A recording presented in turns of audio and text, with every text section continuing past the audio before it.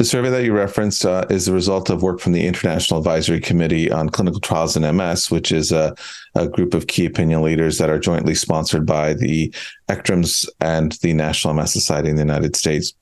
This survey followed a paper that the committee published earlier in 2023 that focused on proposing a new framework for MS progression. And the key points of that paper were that progression starts much earlier. We need to consider factors such as aging, biological aging, loss of reserve, and really begin to think about the tools by which we monitor progression. As a result of that paper, we then began to tackle how we describe MS, the current clinical course descriptors, which were revised in 2013 by the Clinical Trials Committee.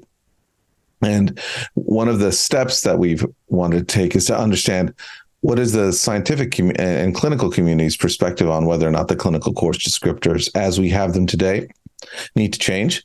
And we wanted to understand where the community stood, because since these descriptors are used throughout all of healthcare, it's important to understand what would be involved in changing them. And so this survey, which resulted in 500 responses, found that nearly 77% of the community felt that, agreed that change was needed. But they also insisted that change and a new set of clinical course descriptors, if we were to create them, need to be clinically validated. They need to inform patient care and treatment decisions.